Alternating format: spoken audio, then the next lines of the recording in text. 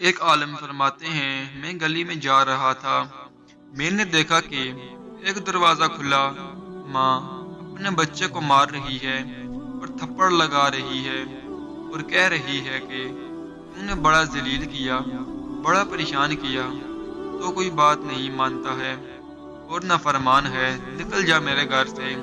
وہ بچہ رو رہا تھا، دھکے کھا رہا تھا۔ جب گھر سے باہر نکلا، ماں نے کنڈی لگا لی۔ فرماتے ہیں، میں کھڑا ہو گیا کہ ذرا منظر تو دیکھوں۔ بچہ روتے روتے ایک طرف کو چل پڑا، ذرا آگے گیا، رک کر پھر واپس آ گیا۔ میں نے پوچھا، بچے تم واپس کیوں آ گئے؟ کہنے لگا، کہیں اور چلا جاؤں، پھر خیال آیا کہ مجھے دنیا کی ہر چیز مل سکتی ہے پر مجھے ماں کی محبت نہیں مل سکتی، اس لیے واپس آ گیا ہوں۔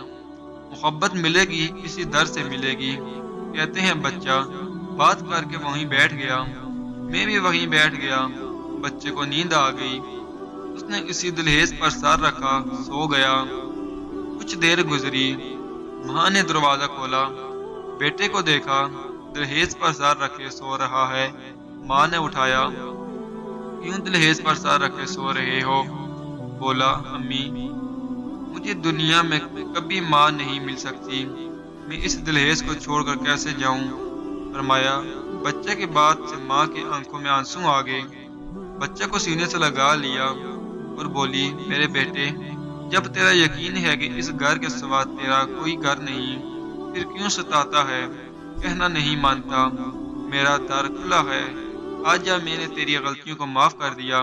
فرماتے ہیں، جب گناہگار بندہ اپنے رب کے دروازے پہ اس طرح آتا ہے، رب کریم میری خطاؤں کو معاف کر دے، میرے گناہوں کو معاف کر دے۔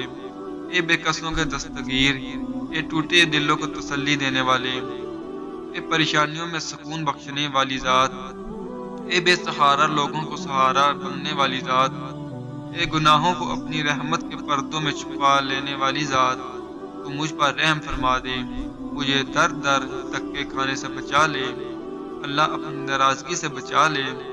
پروردگار آئندہ نیکوکاری کی زندگی عطا فرما۔ جب بندہ اس طرح اپنے آپ کو پیش کر دیتا ہے تو پھر اللہ تعالیٰ اس بندے کی توبہ کو قبول کر لیتا ہے۔